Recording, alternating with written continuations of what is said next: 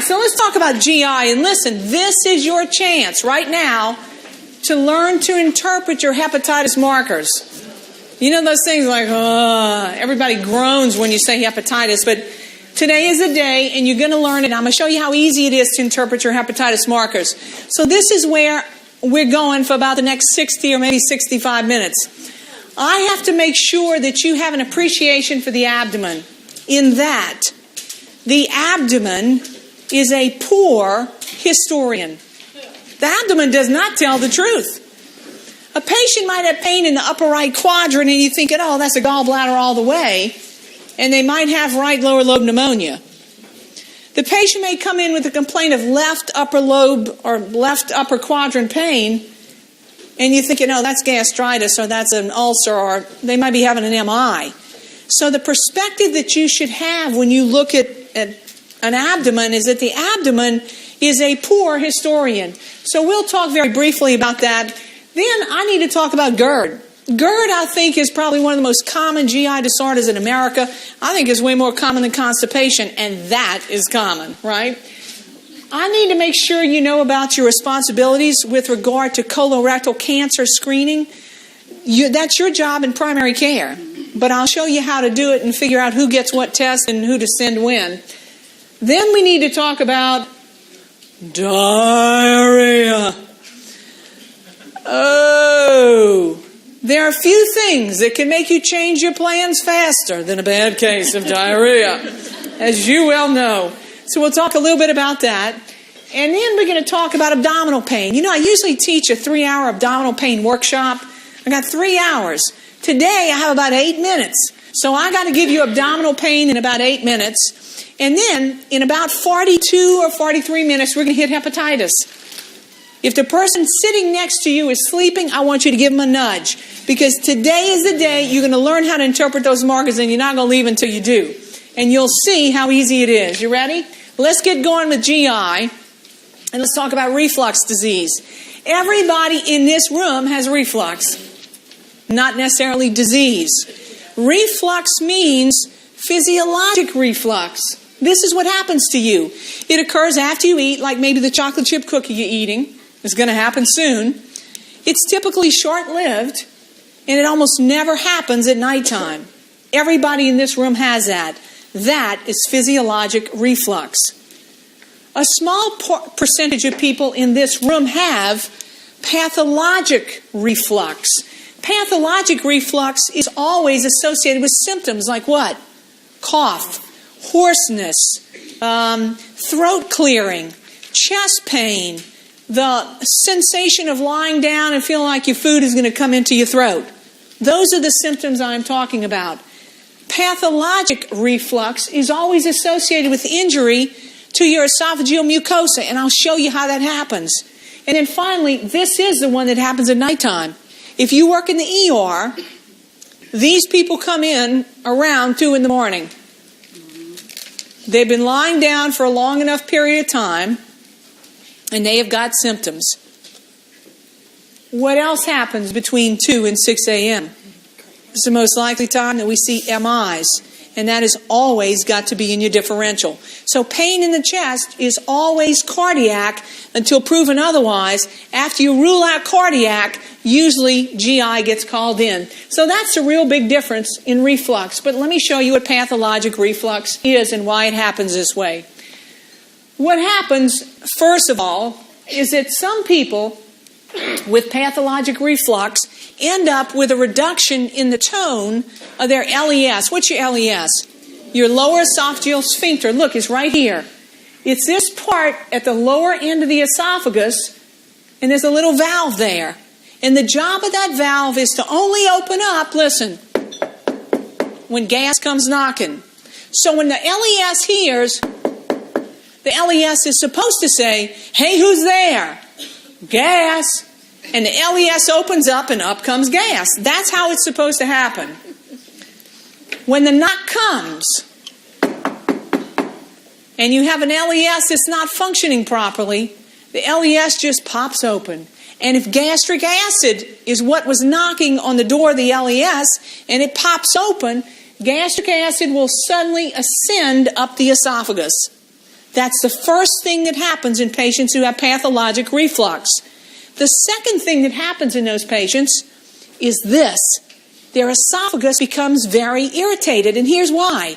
Your stomach was built to tolerate pHs between 1 and 3. That is so darn acidic that if you had a pool of pH of 2 secretions and you took your finger and you put it in that pool and you pulled it right out, you would already have a blister from a burn on your finger with just that. Your stomach can tolerate that. Your esophagus was built to tolerate pHs between 3 and 5. Do you see the trouble? So if your LES is opening inappropriately and gastric acid with a pH of 2 is coming up the esophagus, injuring the esophageal mucosa, the patient is going to begin to have symptoms. The first thing that a mucous membrane does when it becomes irritated, whether it's your mucous membranes in your sinuses or your GI tract or your vagina or your lower gut, mucous membranes do what mucous membranes do, and that is make mucus, which is why patients who have reflux disease typically are throat clearers.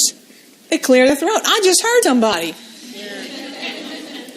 They are throat clearers because when mucous membranes become irritated, that is exactly what happens. So irritation of the esophageal mucosa for the reason I just described. And some poor people with reflux have an LES that works pretty well most of the time, but they make so darn much gastric acid that even when the LES opens appropriately, gastric acid comes right on up. The outcome is the same. The esophagus becomes very irritated. Now, let me make sure you got this. The fastest growing cancers in the United States are cancers in the foregut, meaning the esophagus. GERD is extraordinarily common, and many learned authorities think that the reason we have seen this explosion of upper GI cancers is because of so much GERD, because we've seen so much of it. So right now, I want you to begin to formulate an opinion about pathologic GERD. It isn't a benign condition. It is not. Take a look. We typically diagnose people with GERD. We can make a presumptive diagnosis on symptoms alone. Patients will come in and tell you, Amelie, I got heartburn from hell. What gives you heartburn? Everything. Water gives me heartburn. Tomato sauce gives me heartburn. Boudin gives me everything gives me heartburn. Well, you can pretty much make a presumptive diagnosis. The patient already did. They know what they've got. So how will you manage it? The United States does not have enough money to scope everybody who comes in with those symptoms. Consequently, most people are given a PPI, a proton pump inhibitor. If it's being given to somebody twice a day and they're not responding, they need to be scoped, and here is why. When esophageal mucosa becomes irritated, it makes lots of mucus. And when it continues to be irritated, it begins to grow things as the cells begin to change. There's a term that you should be familiar with, and the term is Barrett's esophagitis, right? What is that? It's a pre-malignant condition of the esophagus. So listen, if you work oncology, you know the answer to this question. What percentage of patients are alive 5 years after a diagnosis of esophageal CA? Is single digits. Is not a good one to get. Barrett's is a precursor.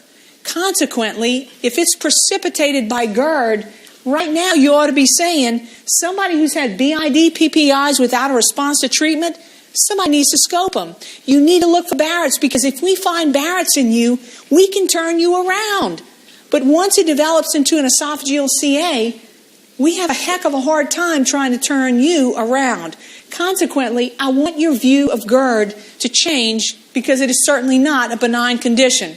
So when a patient comes in with GERD, I'll just be honest with you, all they want is your purple pill. That's all they want. They don't want to hear about lifestyle changes in non-pharmacologic management until they find this out. Until they find out that if they eat early, before they lie down to go to bed, if they eat dinner at 5 or 6 o'clock and they go down and they lie down at 10 o'clock at night, that they have a much better night, they'll begin to do that. But as far as changing what people eat, if you really want to offend somebody, make them change what they eat. They're not going to be happy with you, not one bit. So what do they want? They want your purple pill. Let's talk about what might precede the purple pill. One drug class that we use to help patients who have reflux symptoms is an antacid. It's exactly what the name says it is. It is an anti-acid. So if someone's got a pH of 2 in the stomach and they take a teaspoon, tablespoon, or swig of their liquid antacid, the pH will go from 2 to 5 in 2 to 5 minutes. And all of a sudden they get immediate relief. The quickest way to get relief from heartburn symptoms is by taking an antacid. And if you really want to get it, learn from your patients. They take a liquid antacid and they put it in the refrigerator. And a cold thing makes them feel so much better. And they'll tell you, hardcore GERD patients will tell you, oh yeah, if I get a liquid antacid, I put it in the refrigerator, oh man, that gives me relief right away. What's the problem with an antacid? The relief only lasts for about 20 or maybe 30 minutes, and then you know what? The pH drops again to about a pH of 2 and the symptoms return. So one drug class that patients use with success is this one, but when they need longer relief of their symptoms, they bump up their treatment to an H2 blocker. This is how the H2 blockers work. They don't change pH. The H2 blockers work by decreasing how much acid you make. That's how this drug class works. Look at the names of them. You recognize these names. I want to make sure you realize that the H2 blockers are PRN meds. So listen, if you're going to go have, 2-for-1 margaritas tonight at the Chimes, top shelf margaritas. No, I'm just kidding. They're not running a special. But if they were running a special tonight, 2-for-1 top shelf margaritas till 7 o'clock, right now would be right about the time you pop one of your H2 blockers. It takes about an hour or two to kick in, and then it's going to work for several hours, so you'll be covered through midnight tonight, all right? So it's a PRN med, as the antacids are. I'll tell you what's not a PRN med is a PPI, a proton pump inhibitor. How do these drugs work? They don't really decrease or increase pH. This is how they work. This is what happens. There's this magical connection between your brain and your stomach. When your brain perceives the smell of hot chocolate chip cookies, your stomach says, oh my God, here come chocolate chip cookies. Get ready, get ready. And your stomach begins to produce gastric acid in preparation for these hot chocolate chip cookies. You don't just have all this hydrochloric acid hanging around. You have hydrogen atoms over here, H's, H pluses, and you have Cl's over here. The way the proton pump inhibitors work is they keep you from making H's. You remember H's from chemistry? Those are hydrogen atoms. We don't just have hydrochloric acid hanging around. We have H's over here and Cl's over here. The minute your brain smells food, it pulls an H, it pulls a Cl, puts them together, dumps it in, hydrochloric acid, you are ready. What happens when you take a PPI is that it impairs your ability to make H's. Well, humans are so afraid to run out of H's that they keep about a 2 or 3 day supply made ahead of time. So these drugs are not PRN drugs. If you're going to take a PPI, you got to take one every day. I tell people, you got to be prepared to take this drug I'm about to give you on every day of the week that ends in Y. Every day of the week, you got to be committed if you're going to get on a PPI.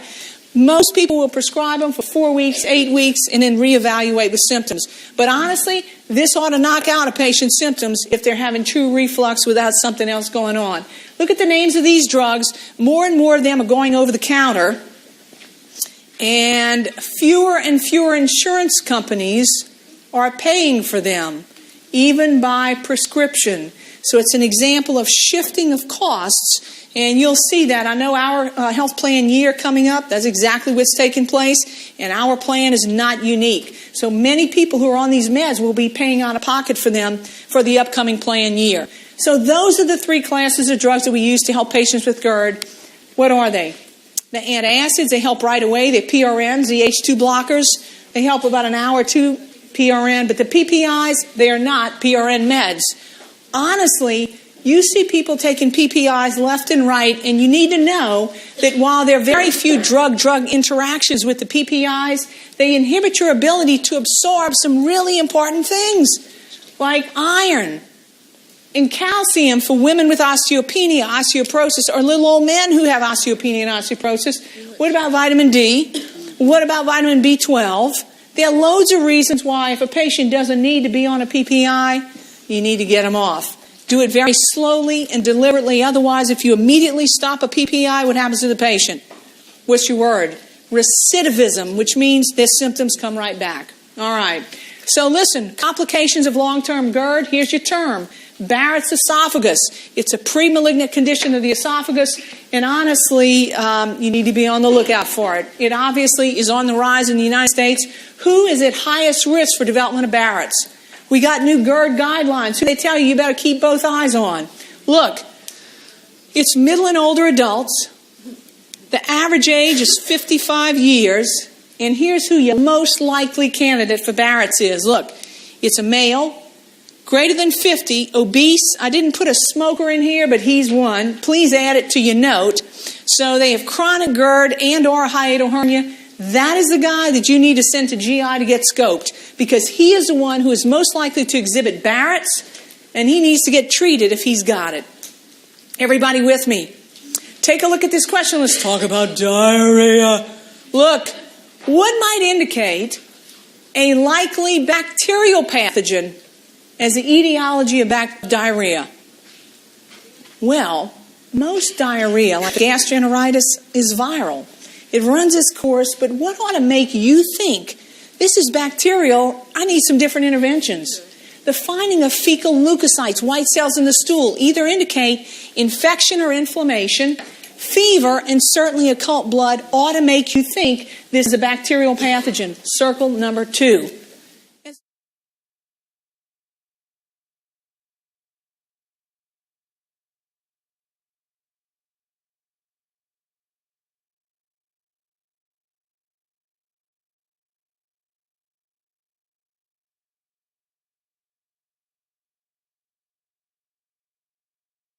And so let's talk about diarrhea.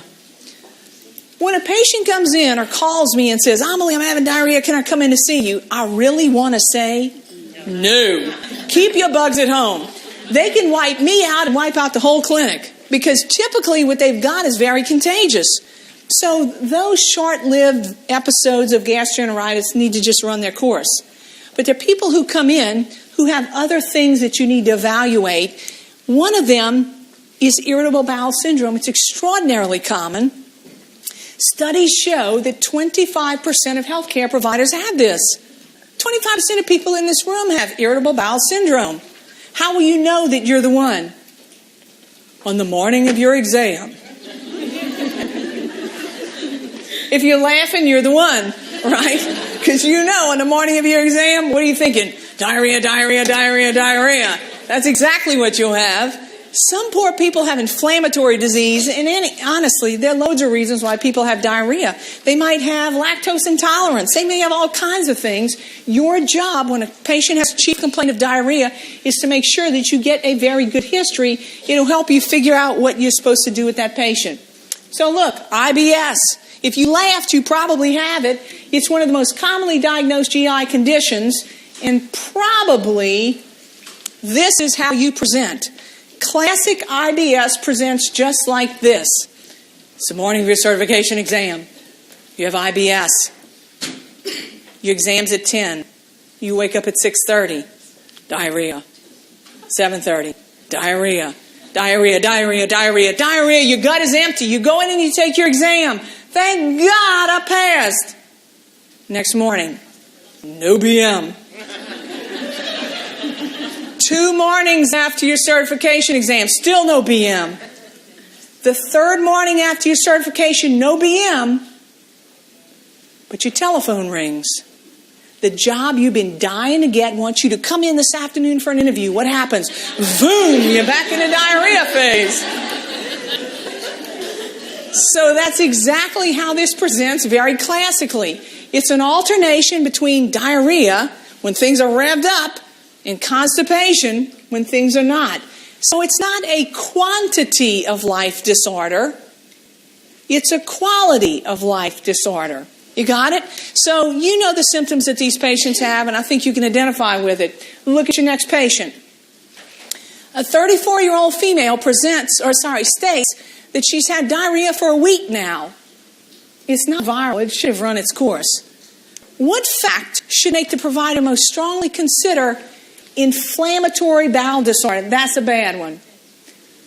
I'm looking at a CBC that demonstrates elevated white cells. Not really. What would that make you think of? Bacterial. Maybe. She's got a family history of irritable bowel syndrome. No, it's not. There's no relationship between IBS and inflammatory disease. But you know what? I'm all about letter D. Because the classic complaint in a patient who's got inflammatory bowel disease is bloody nocturnal diarrhea. What does that mean? They wake up at nighttime. They bound out of bed. And you know, I'll tell you something. 10 years ago or 15 years ago, before everybody had a cell phone with a camera on it, patients would just come in and tell you what they had. They would just say, oh man, I'm having all this. Now, not only do they bring you pictures, you got videos of it. So you're just like, oh. So listen, what are the alarm symptoms for diarrhea?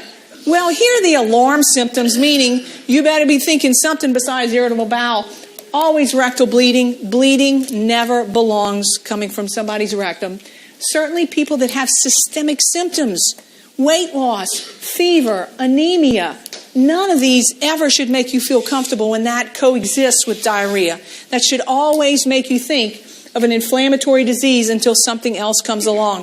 What do you mean inflammatory disease? There are two famous ones. Look at them. Crohn's and ulcerative colitis. The most common presenting symptom is abdominal pain, diarrhea that is typically bloody, very often at night, and it's accompanied by systemic symptoms.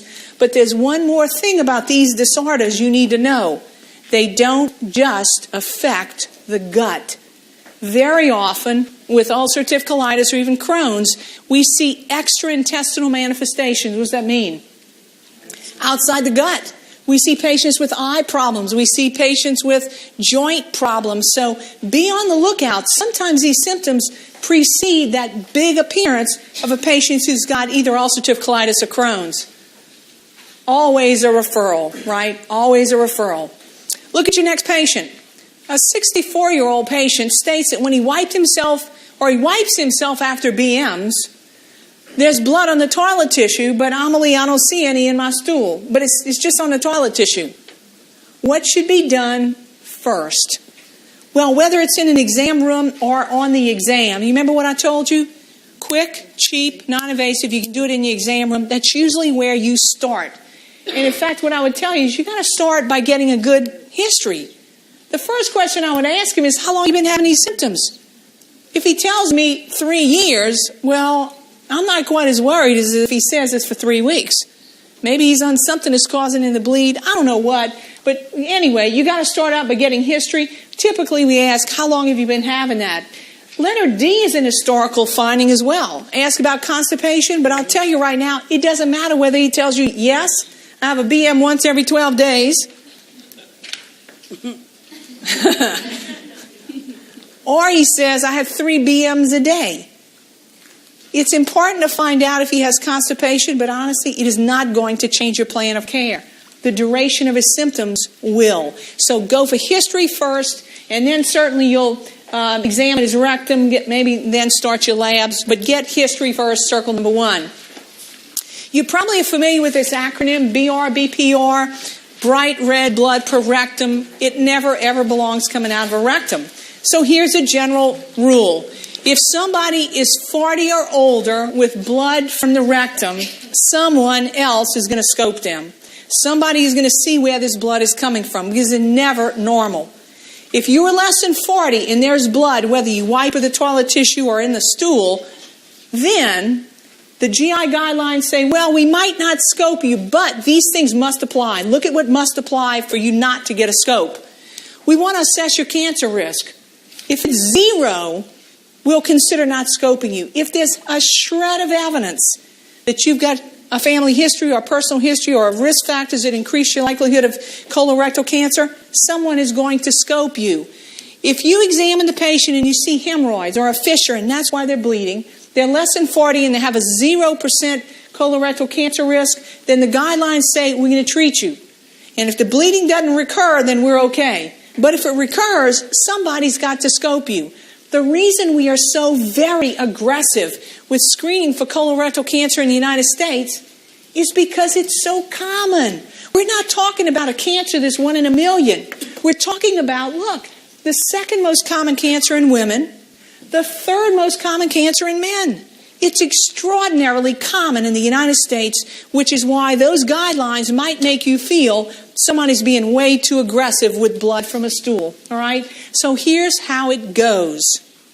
Somebody in this room, heck, maybe it's me. Somebody in this room, or multiple people, have a polyp in their gut right now.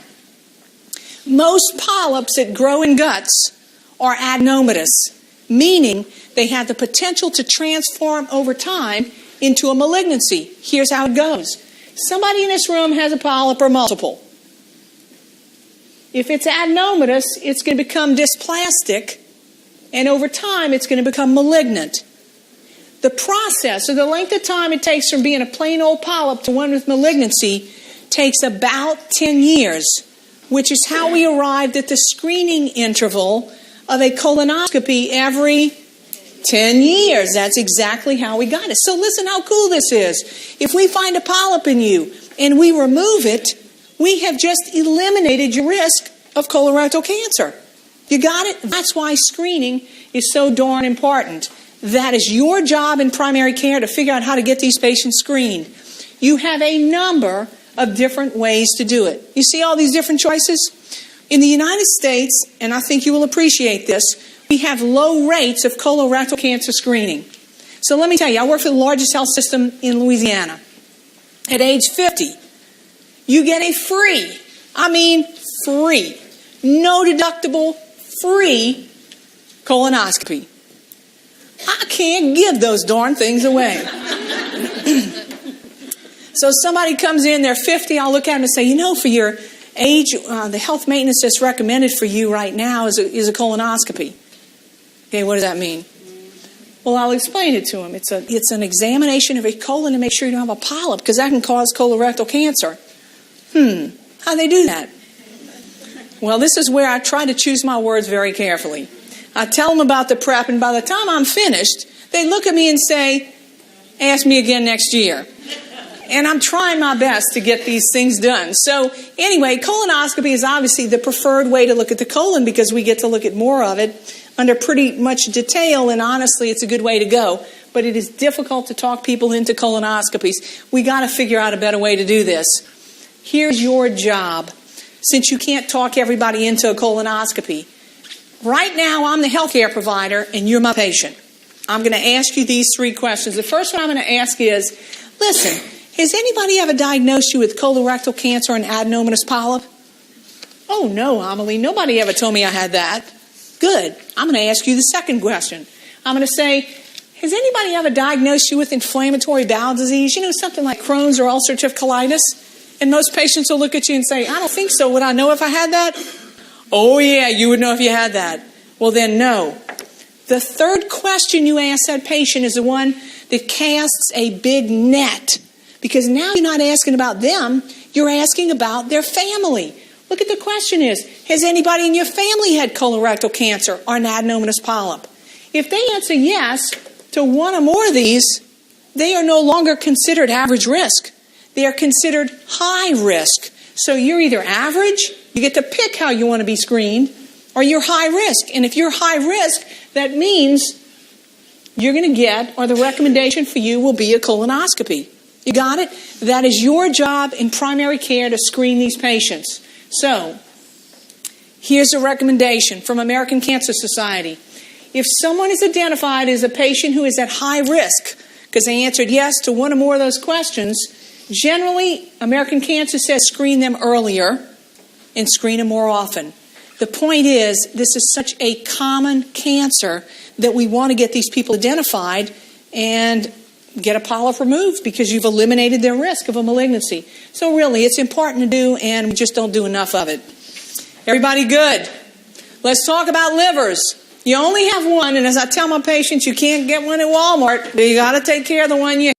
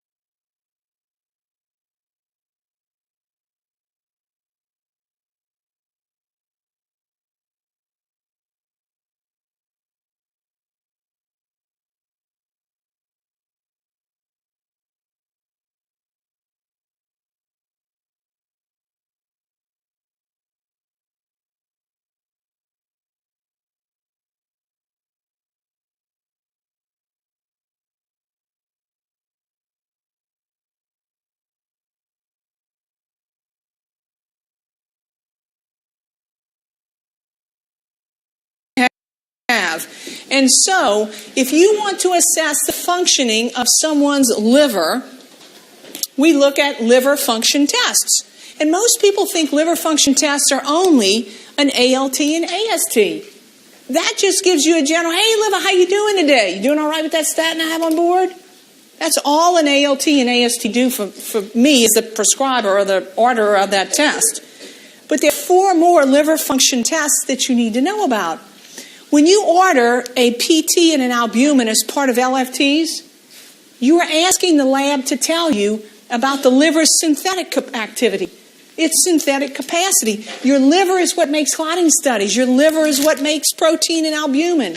And then when you look at a patient's bilirubin, you look at a patient's alkaline phos, what you are looking at is the liver's ability to get rid of things it shouldn't have on board. So when you write an order for LFTs, this is what you're going to get. And those measures tell you different things, which is why you look at them very differently. Now, one job that you will have that will exhaust you, maybe, is when you order these liver function tests and they come back elevated. And they are elevated very often. Mild to moderate elevations in your AST and ALT will occupy a lot of your time.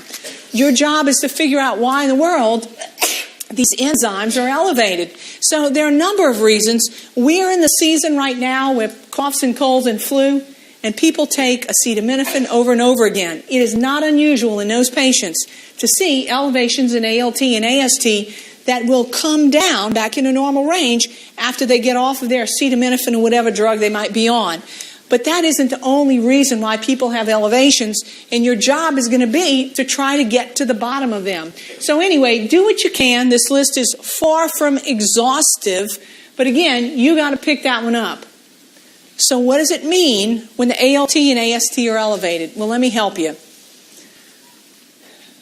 When we look at the ALT and AST, if they are both elevated, if the ALT is the higher of the two, I want you to look at that patient and say, oh, I know why your liver enzymes look like that. When the ALT is elevated, I want you to look at that L and say, L is for liver. Your enzymes look like this because you've got viral hepatitis. When the AST and ALT are both elevated, but the AST is the higher of the two, I want you to look at AST and say, oh, I know why your liver enzymes look like that. AST stands for acetaminophen, statins, and tequila. That's what made your enzymes look like that. So when you see that elevated AST, it is always something the patient has consumed, all right? Or maybe it's an herb, or they got mushrooms, or who knows what they got. It is something they have consumed, very different than an elevated ALT, which ought to make you think viral hepatitis. Everybody got it? So if the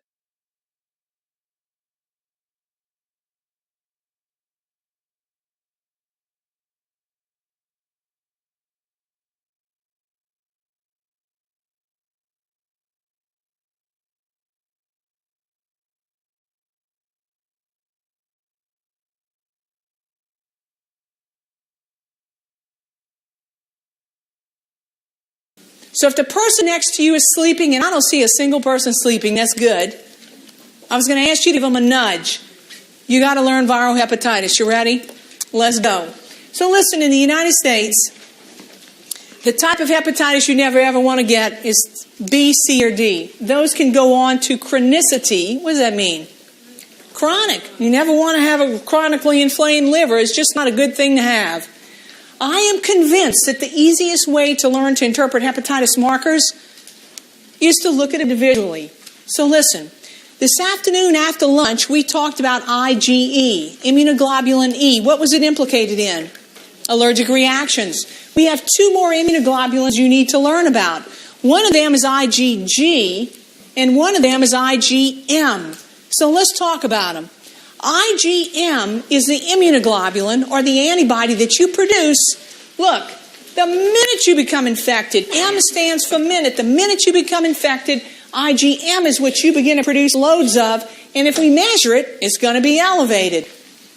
If you were lucky enough to recover from hepatitis or mono or rabies or H. pylori or whatever it is we measure an IgM or IgG on, once you recover, the immunoglobulin that you will produce is IgG. And you don't make IgM anymore. So listen, here's how it goes. The minute you get exposed to, let's say it's hepatitis A, the minute you get exposed, the immunoglobulin that you produce in quantity initially is IgM. Once you begin to recover, your IgM titers begin to drop and drop and drop until they're no longer measurable. That's a sign that you are in recovery when you begin to make elevated levels of IgG. You got it? That's how that goes. So M is what you produce acutely, and G is what you produce after you have recovered. G is gone. The infection is gone. So let me make sure you got it. We're going to use hepatitis A as our example. And here it is. Suppose with hepatitis A, your IgG is positive. What does that mean? It means the patient recovered. They are immune from hepatitis A. So if they come in contact with Hep A again, they're not going to become infected. IgG will protect them. What does it mean if the IgM is positive? M, the minute you become infected, what does this mean? The patient's infected right now. They have hepatitis A right now. That's what immunoglobulin would be very elevated, IgM. Suppose you have a negative IgM and a negative IgG. Tell me. What does it mean? You're not infected and you're not immune, which is not a terrible place to be. But you know what? I sure would like you to get immunization. So they're not infected and they're not immune when the IgM and IgG are negative. But what does it mean? It means that they would profit from taking an immunization. Easy, easy. Does everybody have hepatitis A under their belt? You got it? All right. Let's look at this one. Hep B is one, hepatitis B is the one you really don't want to get. In fact, CDC is so interested in your not getting hepatitis B that they recommend immunization universally now. So if you were born today, you wouldn't leave the hospital before you got this immunization. Hopefully you got it as a healthcare provider. And so this is the easiest way to remember this. When you have a positive, we look for positive surface antigen, we look for positive surface antibody. When your antigen is positive, it means infection. And here's how I remember it. Antigen ends in an N, infection ends in an N. If the antigen positive, you're infected. The other marker we always look for is a hepatitis B surface antibody. Antibody ends in Y, immunity ends in Y. So if I see a positive surface antibody, it means you're immune. And it's just that easy. You got it? Yeah. So antigen, infection. Antibody, immunity. Now, let's take a look at the drawing I made for you. Here it is. The positive surface antigen means what? Infection. When somebody's infected and they have a positive surface antigen, you always ask yourself this question. They're infected. Is it acute or chronic?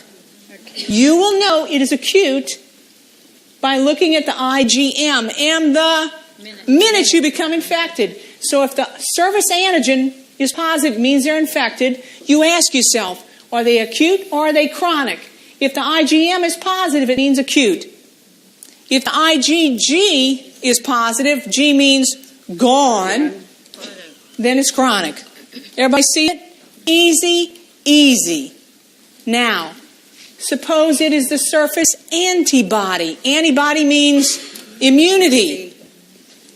You can be immune from two reasons. One is because you got the immunization, good for you.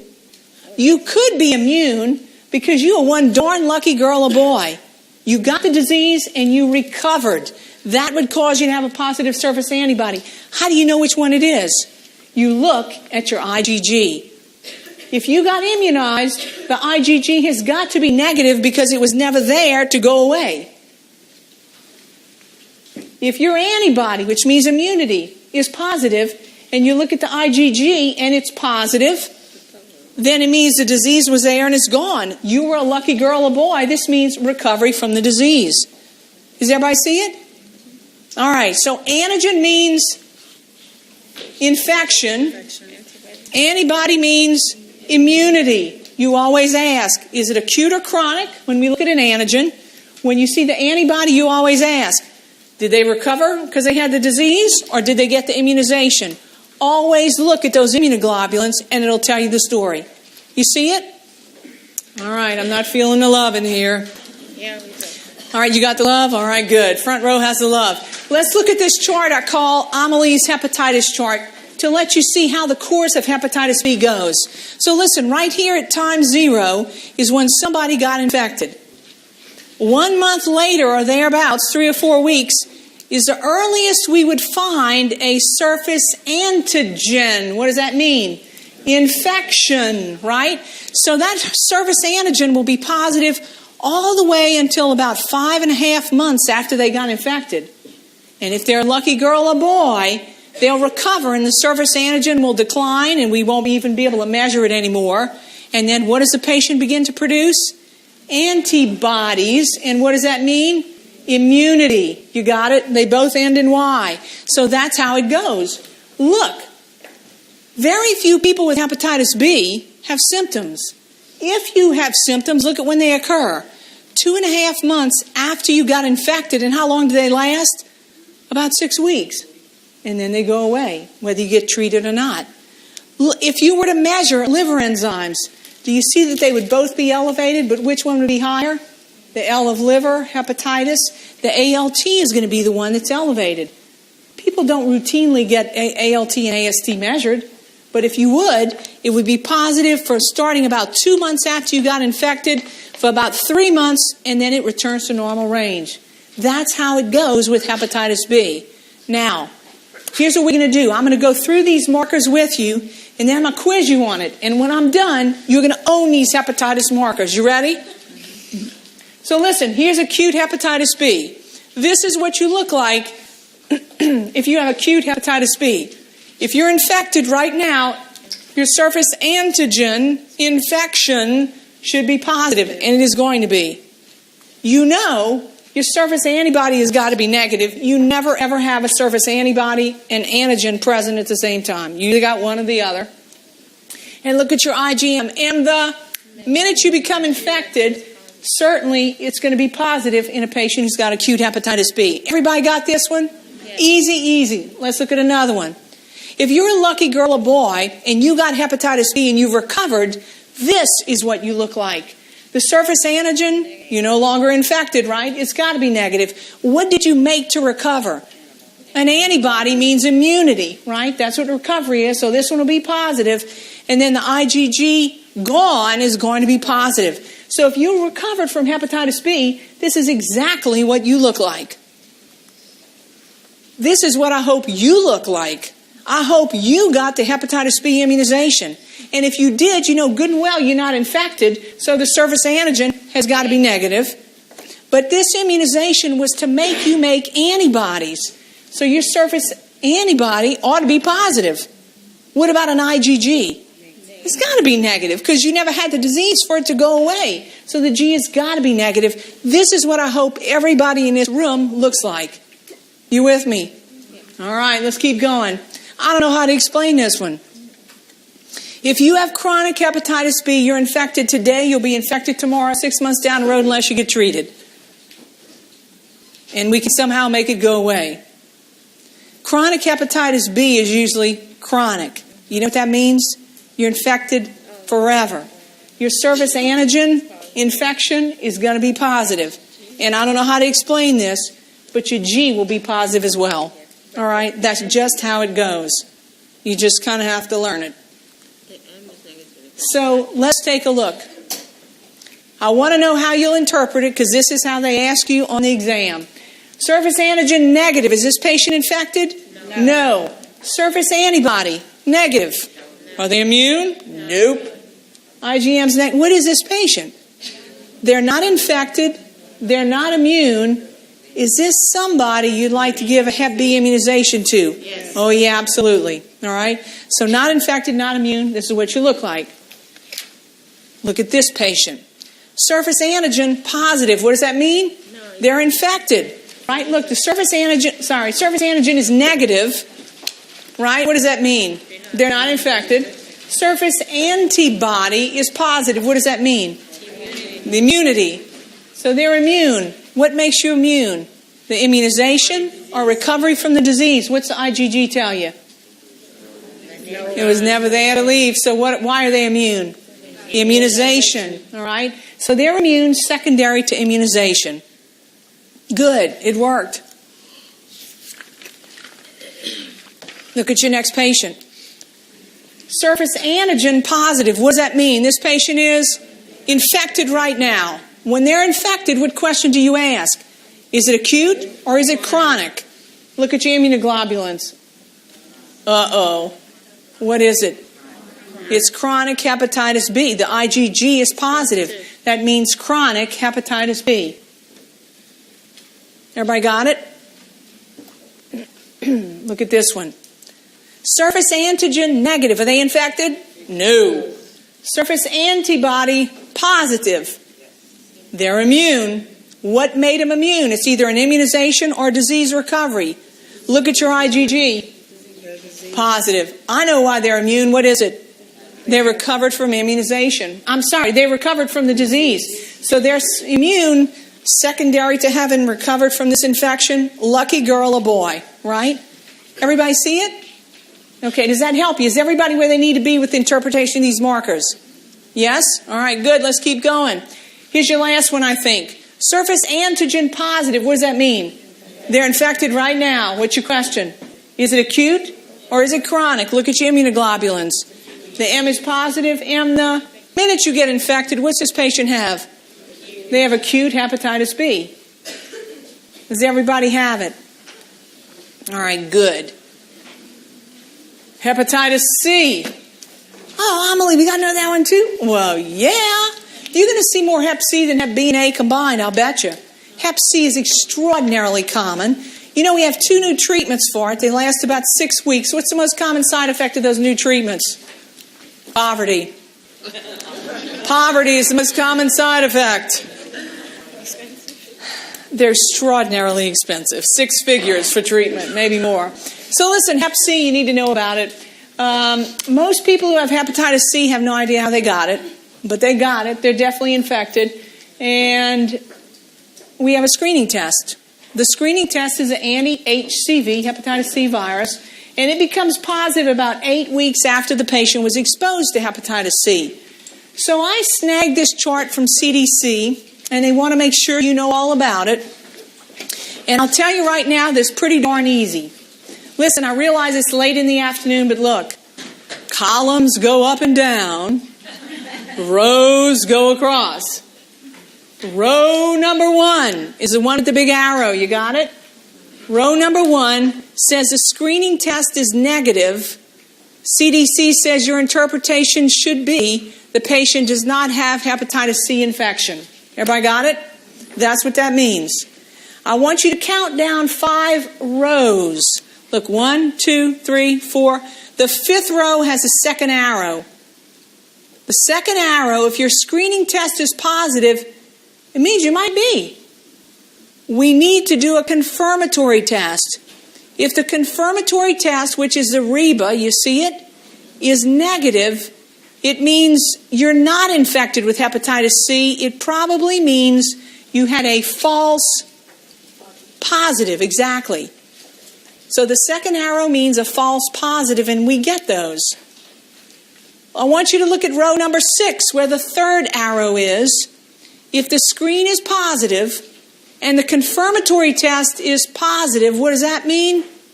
CDC says it means you're infected, and nobody wants your blood. All right? If you got hepatitis C, no one wants your blood.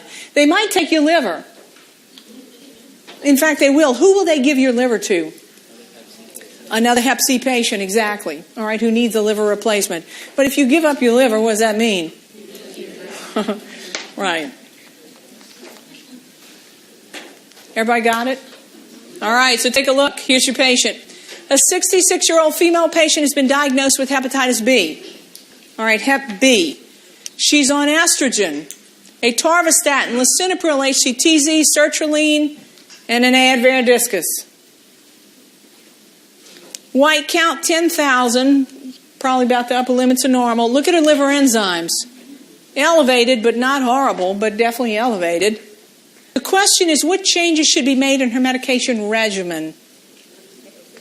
Well, listen, once you diagnose and now you know how to do it, anybody with Hep A, B, C, D, E, or F and G if we ever get to those.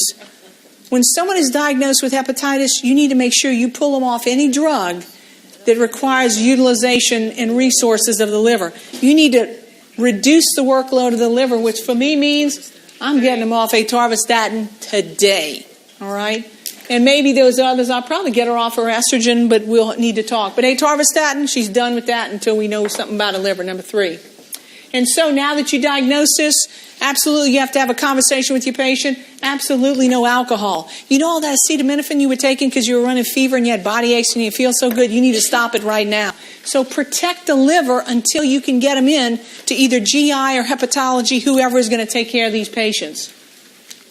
Everybody got it?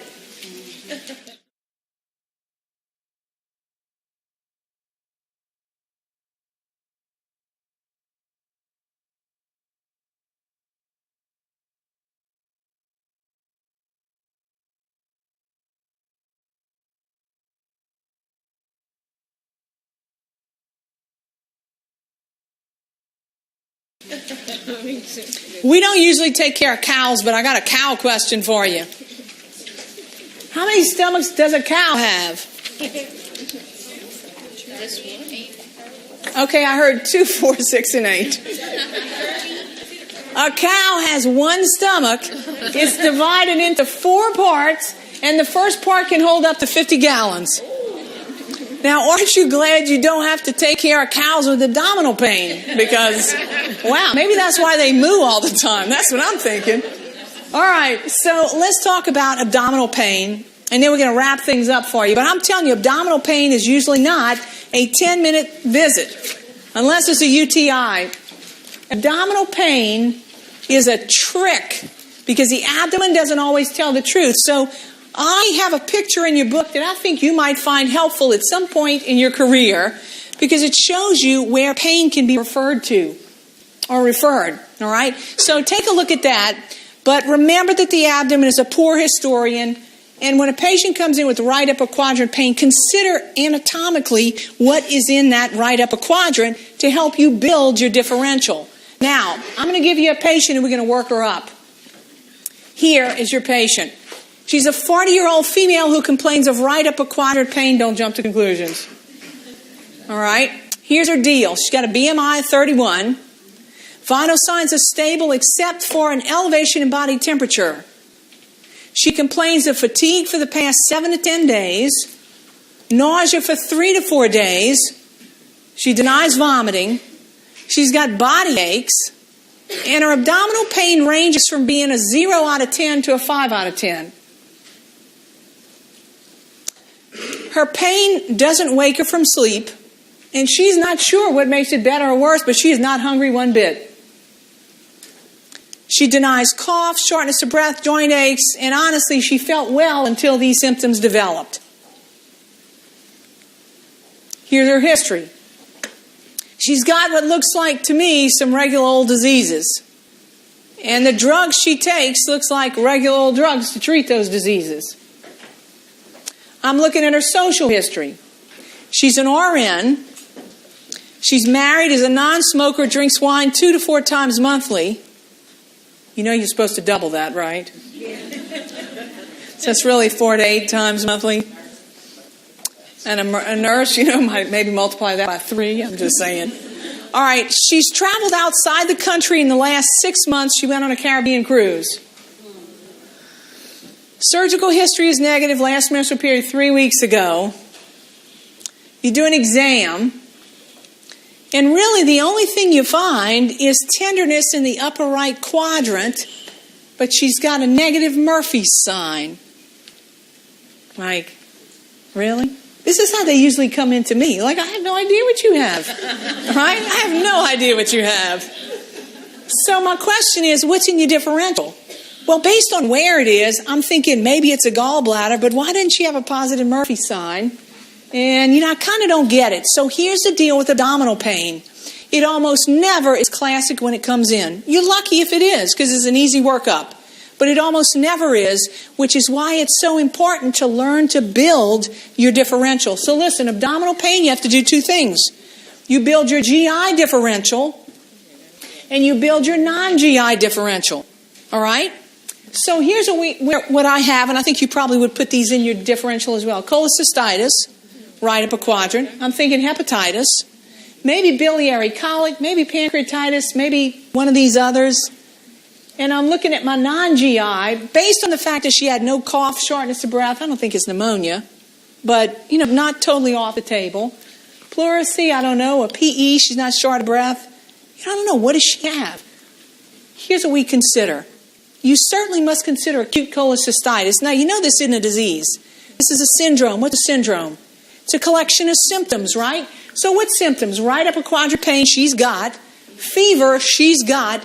Leukocytosis, I hadn't gotten labs on her yet. And gallbladder inflammation, which she might have.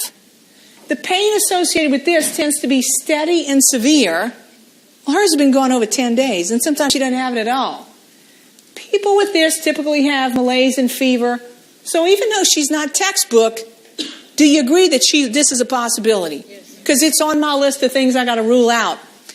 Do you think she might have hepatitis? Because she might. This is how they present. To be honest, most people with hepatitis are very surprised to find out that they've got it. They're asymptomatic. When they have symptoms, they come in with fatigue. She's been tired. Jaundice, but not everybody. Muscle aches, low-grade fever, anorexia. This is a possibility.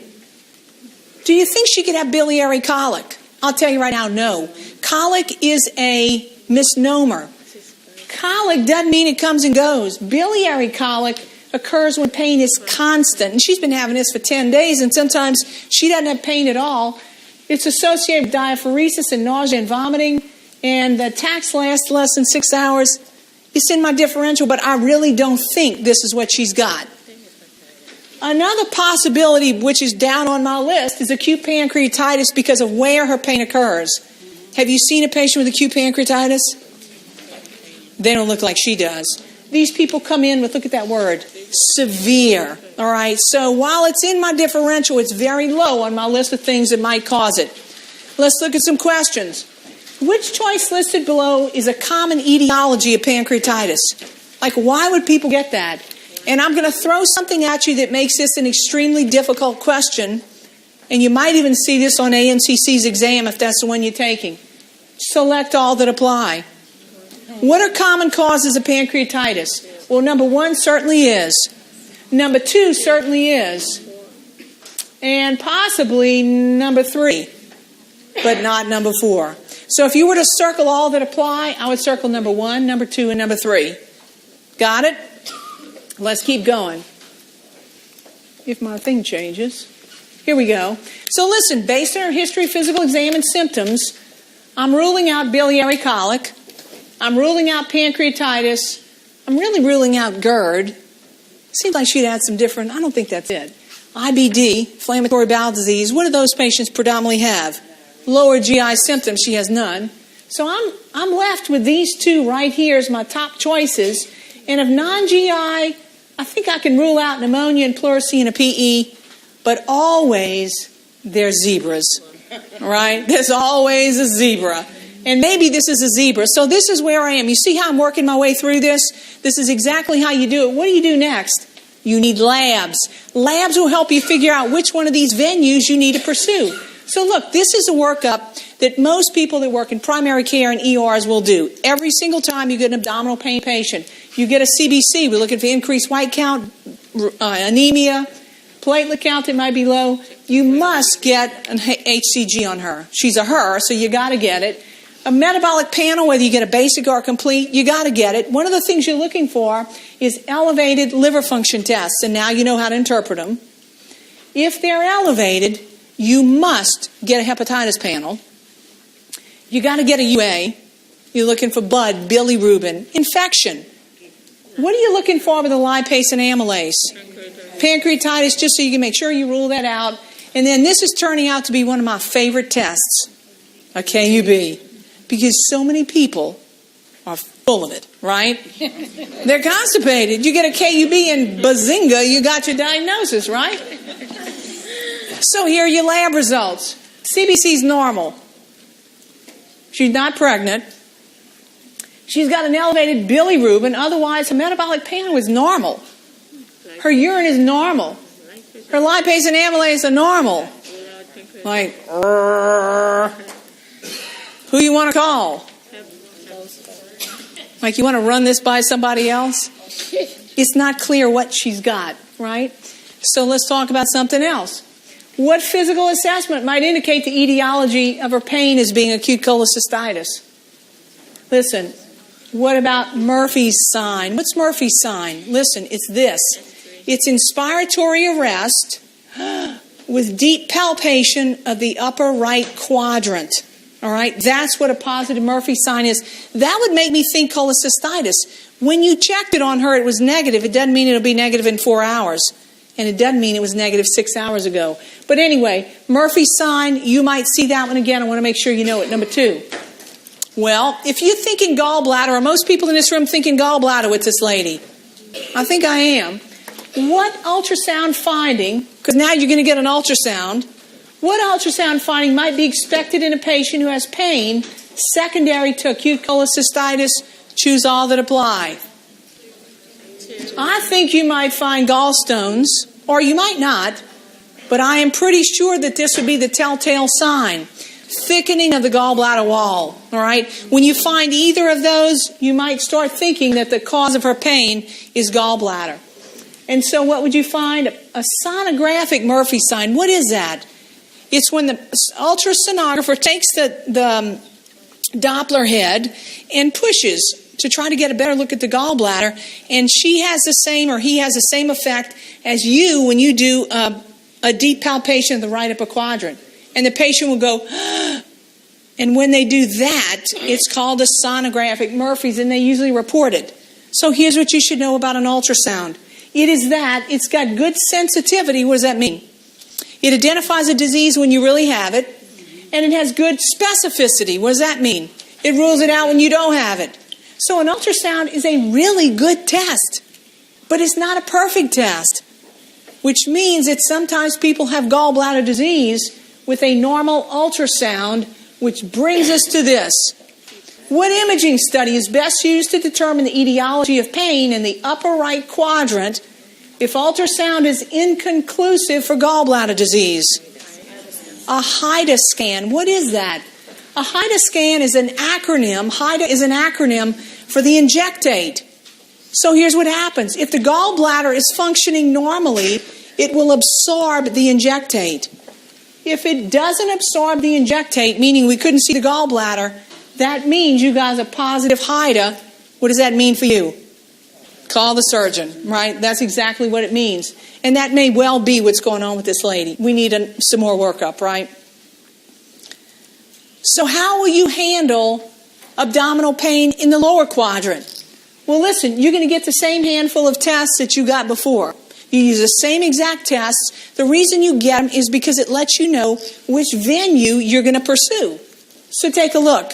I mentioned or referenced the KUB before. KUB obviously is an acronym for kidneys, ureters, and bladder. And it's called a scout film because it just kind of looks around and lets you know if something might be amiss. And these are some of the things that might be amiss. You see this bullet? But look at my question for you. A 56-year-old male with abdominal pain has dilated loops of bowel on KUB x-ray. Oh, that's not good, right? What's the significance of this? Well, I would ask you to choose all that apply. It usually does not indicate constipation. You may have dilated loops of bowel, but typically it doesn't present with that much. I shouldn't say it doesn't present with abdominal pain. We typically, with constipation, see diffuse dilation, all right? Or you can. What you ought to be alert to with dilated loops of bowel is a bowel obstruction. That's the one I want you to circle. That's what you ought to think of. If that's what you get, what's your next test? Lower abdomen. CT scan, right? That's exactly the next thing. So when your patient with lower abdominal pain is a male, get your tests and then decide whether or not you need to do a CT scan, knowing that insurance and your exam will probably want you to get a KUB first. The next thing to consider is lower abdominal pain in a patient who's female. How are you going to handle that? Because she's got a whole lot more parts and pieces than males do, which means there's a whole giant differential that can accompany that. In females, What lab do we get first? HCG. You got to find out whether or not she's pregnant. Maybe it's an ectopic that's causing her lower abdominal pain. Then you're going to do an exam. If you do a pelvic exam and everything looks like it is okay, and you can reasonably rule out female etiology as a cause of her lower abdominal pain, then good. If you can't, an ultrasound will be the lab test that you jump to. You with me?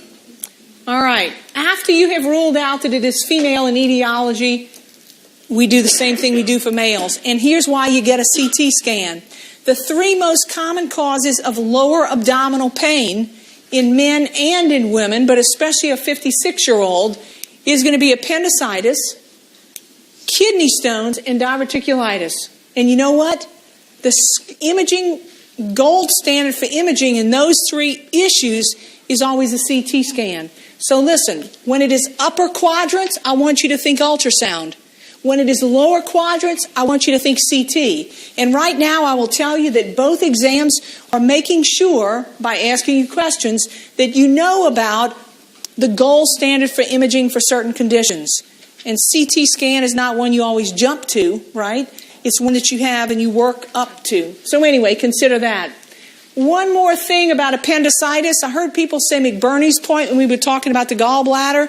McBurney's point is that place that's associated with appendicitis, you remember? So listen, people who have classic pain associated with appendicitis have pain at McBurney's point. It's in the right lower quadrant. How come everybody doesn't have pain there? Because everybody's appendix doesn't hang in the classic plane. You got it? So if you have an appendix that has torsion or it's moved in a different plane because of infection or something or tumor, then you won't have pain in the classic lower right quadrant. You got it? You'll have pain somewhere else, which is why every surgeon evaluates lower abdominal pain by doing what kind of exam?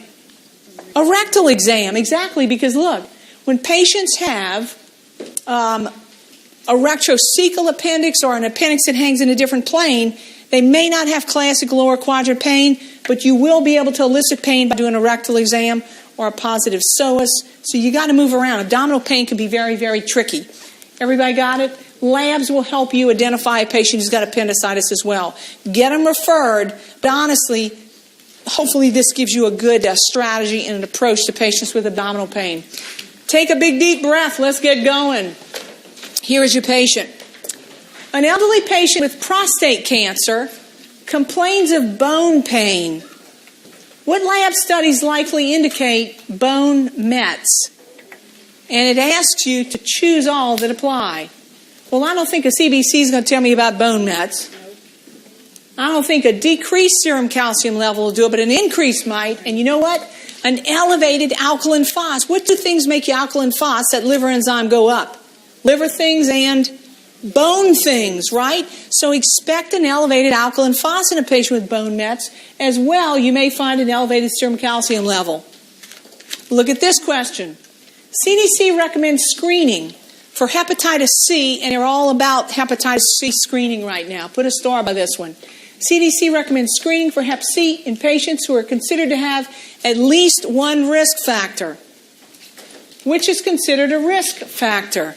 Well, I'll tell you, you need to be all about HIV infection and anybody born in the United States between 1945 and 1965. So circle number 2 and circle number 3. Healthcare workers, if that is their only risk factor as being a healthcare worker, universal screening is not recommended. All right? Look at this question. A patient has these lab values, but states that he feels well. White count 10,000, ALT and AST are elevated. I want to know what you'll do next. What are you thinking? I'm thinking I'm worried about him having hepatitis. What about you? Yeah. And what I'm worried about is, are they going up or are they coming down? You got to get a hepatitis panel to figure that one out. Everybody got it? Number 3. A 36-year-old male patient is experiencing painful bleeding with bowel movements. What's a likely cause? Have you had patients with this? They describe it as razor blades. Are you thinking about an anal fissure? That is exactly what you ought to think of. Severe pain and bleeding. Number 2. And here's your last one. Take a look. You've just learned that a medical assistant in your clinic has been calling in prescriptions for hydrocodone for her boyfriend using your DEA number. My question is, what schedule is hydrocodone? It just changed to a Schedule 2. What are you going to do with this this employee? After you fire her, what will you do? You better call your state board of nursing. You better call the police. You better call the DEA. You got a lot of people to call. All right, board of pharmacy probably. Circle number 2.